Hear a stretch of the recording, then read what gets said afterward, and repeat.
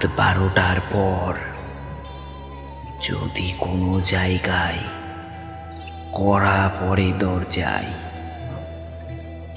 আর তুমি নিশ্চিত হও যে এই জায়গায় কেউ থাকার কথা না, তাহলে কখনোই দরজা খুলবে না। কারণ দরজার ওই পাশে সব সময় কোনো মানুষ থাকে না। আজ আমি যে ঘটনাটা বলতে যাচ্ছি সেটা শুনে হয়তো তুমিও ভাববে আমি দরজাটা খুলিনি, কিন্তু সত্যি বলতে কি, দরজাটা কি আমি খুলেছিলাম? নমস্কার বন্ধুরা, সকলে কেমন আছেন? আশা করি ভালোই আছেন। আমি পার্থ, আর আপনারা এখন দেখছেন স্টোরি টেলার পার্থ। আজ শুনবেন একটি ভৌতিক ভ্রমণের গল্প। গল্পটি হলো রাত 12টার পর যে দরজা খোলা থাকে। তো আর দেরি নয়, চলো শুরু করি। আমি একা ভ্রমণ করি। ভিড়, দল, গল্প এসব আমার তেমন দরকার হয়ে ওঠে না। আমি জায়গা দেখতে যাই, বিভিন্ন জায়গাকেই ভালোবাসি। সেখানকার মানুষ, সংস্কৃতি, সেগুলি সবই ভালোই লাগে। সেবার একটি জঙ্গলের ভিতর দিয়ে একা হেঁটে চলছিলাম। মোবাইলের নেটওয়ার্ক অনেক আগেই শেষ হয়ে গেছে।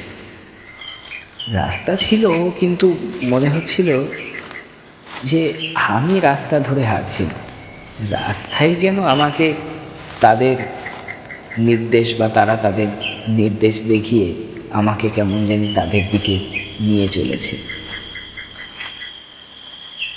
সূর্য ডোবার আগেই জঙ্গলটা কেমন যেন একটা অস্বাভাবিক হয়ে গেল। হঠাৎ পাখিরাও চুপ, পাখার শব্দও থেমে গেল। এমন নিস্তব্ধতা আমি আগে কখনো দেখিনি বা শুনিনি। হয়তো পরিবেশের গুণে এমন হয়েই গেছে। তো বিভিন্ন জায়গায় বিভিন্ন গুণ থাকে, এটা স্বাভাবিক। ঠিক তখনই আমি দূরে একটা ঘর দেখতে পেলাম। ঘরটা কাঠের, একতলা, দরজাটা বন্ধ ছিল। এটি স্বাভাবিক, কোনো জঙ্গলে একটা ঘর থাকলেই দরজা বন্ধই থাকে। ঠিক এই ঘরটাও তেমন বন্ধই ছিল। ঘরে কোনো আলো নেই, তবুও অদ্ভুতভাবে কেমন জানি মনে হলো যে ঘরটা বোধহয় কোনো ফাঁকা নেই। আমি দরজার কাছে যেতেই কেমন জানি একটা অদ্ভুতভাবে ঘরের ভেতর থেকেই বরং কড়া নাড়। আমি বাইরে দাঁড়িয়েছিলাম, বেশ চমকে গেছি। একবার কড়া পড়ল, তারপর আবার চুপ। আমি বললাম, কে কে ওখানে? কোনো উত্তর নেই। আমি দরজায় হাত রাখলাম। দরজাটা ভেতর থেকে বন্ধ ছিল। ঠিক তখনই আবার একটা কড়া, এবার খুবই ধীরে পড়ল। যেন মনে হলো দরজাটিতে কাঠ আছড়ানোর মতো নখের কেমন একটা শব্দ। আমার হাত আপনা আপনিই দরজা থেকে সরে গেল। জঙ্গলে কোনো বাতাস ছিল না,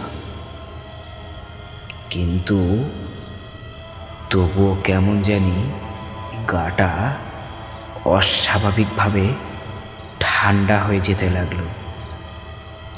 আমি জানি না কেন, কিন্তু আমি দরজাটা খুলে ফেললাম। দেখি ভেতরে কেউই নেই। একটা টেবিল, একটা চেয়ার, আর মেঝেতে কয়েকটা স্পষ্ট পায়ের দাগ। অদ্ভুতভাবে ছাপগুলো ভেতর থেকে দরজার দিকে এসেছে। আমি দরজা বন্ধ করে রইলাম। বাইরে জঙ্গল, ভেতরে নিস্তব্ধতা। হঠাৎ অনুভব করলাম ঘরের ভেতরে কেমন একটা আরেকটা নিঃশ্বাস চলছে, কিন্তু ঘরের ভিতরে তো কেউই ছিল না। আমি ভয়ে শক্ত হয়ে গেছি, একটুও নড়াচড়া করলাম না। আবার যেন শুনতে পেলাম আমার পেছন দিকে যেন হেঁটে চলেছে, খুবই ধীরে, কিন্তু আমি একা। আমি চোখ পুরো ভয়ে বন্ধ করে ফেলেছিলাম। হালকা একটু খুলে দেখি মেঝেতে ধুলোগুলো কেমন জানি সরে সরে যেতে লাগলো, কিন্তু কাউকেই দেখা যাচ্ছে না। দেয়ালে আমার ছায়া পড়ছে, কিন্তু ছায়ার মাথাটা আমার মাথার থেকেও লম্বা। আমি নড়লাম, অদ্ভুতভাবে সেই ছায়াটা কোনো রকমই নড়ল না। হঠাৎ সেই মুহূর্তে দরজায় আবার কেমন জানি একটা কড়া পড়ল, এবার বরং বাইরে থেকে না, ভেতর থেকেই। তো আমি তো ভেতরেই রয়েছি, তাহলে কে কড়া নাড়বে? দরজার ওপাশ থেকে একটা গলা, ঠিক আমার গলার মতো, খুলে দে, আমি বাইরে আটকে গেছি। আমার বুকের ভিতরে কি জানি একটা ভেঙে গেল। আমি বুঝতে পারছিলাম না এই ঘরে আসলে কে।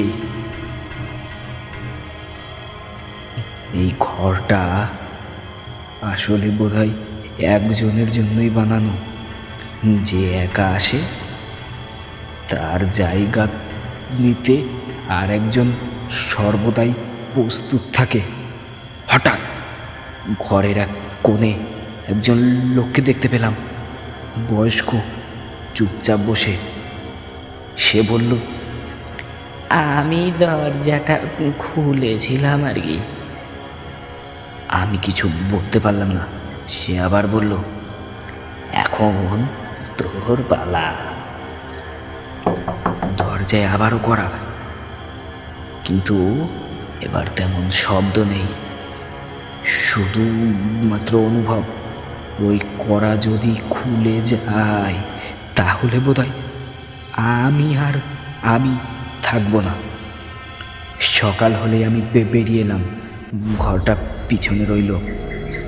কিছু দূর যাওয়ার পর পিছনে তাকিয়ে দেখি ঘরটা আছে, কিন্তু দরজায় আরেকজন দাঁড়িয়ে রয়েছে। সে আমার দিকে তাকিয়ে বরং হাসল। জঙ্গলে কখনো যদি একা ভ্রমণ করো,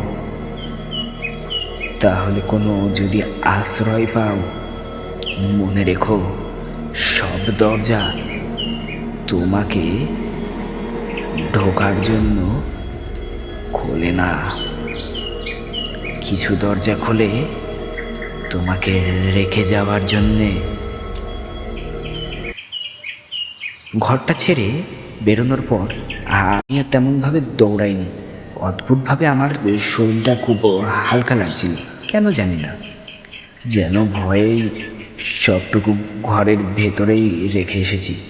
কিন্তু জঙ্গলটা আর জঙ্গল আগের মতোই ছিল না। গাছগুলো সবই এক, রাস্তাও এক, কিন্তু তবু যেন মনে হচ্ছিল আমি কোনো ভুল জায়গা দিয়ে হাঁটছি। দুপুরের দিকে আমি একটা হাঁটতে হাঁটতে পাহাড়ি গ্রামে পৌঁছে যাই।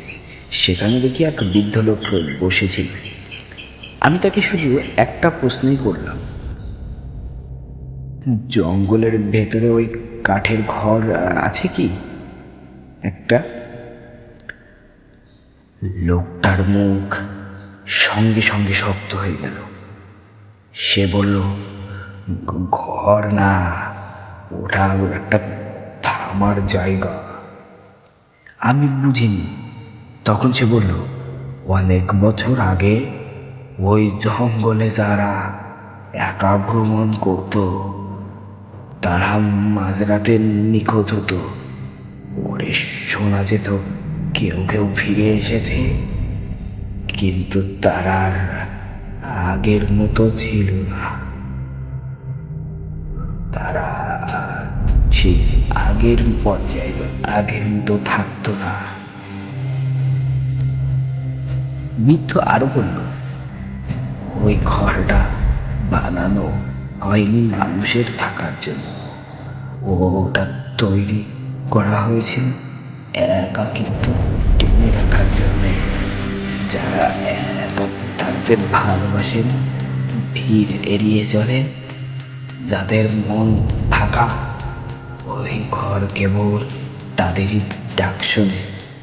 রাত 12টার পর ওই ঘর নিজে নিজেই দরজায় কড়া নাড়ে। আমি তাকে জিজ্ঞাসা করলাম, ঘরের ভেতরে কি একজন লোক ছিল? বৃদ্ধা মাথা নাড়ল। থাকবেই তো, সে বলল, ওই ঘর কখনো খালি থাকে না। সে ব্যাখ্যা করল,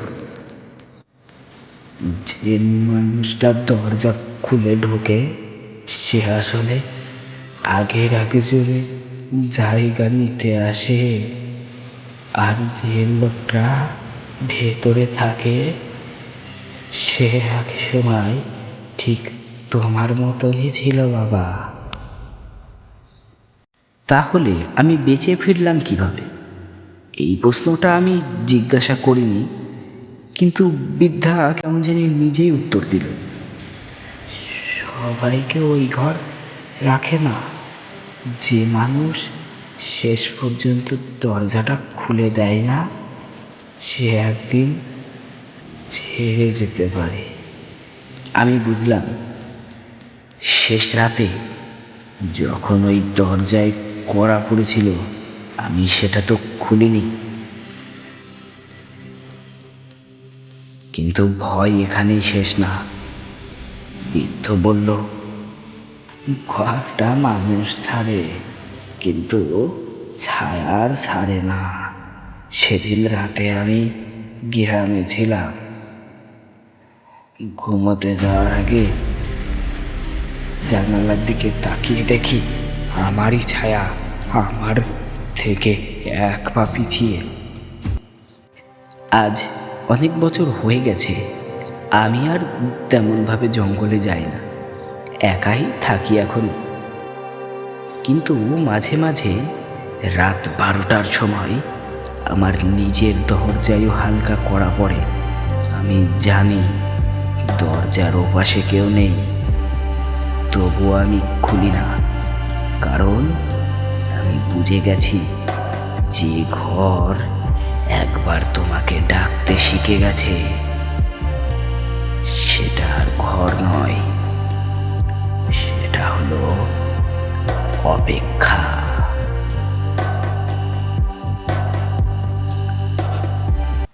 আজকের গল্প এ পর্যন্তই। গল্পটি কেমন হয়েছে অবশ্যই কমেন্ট করুন।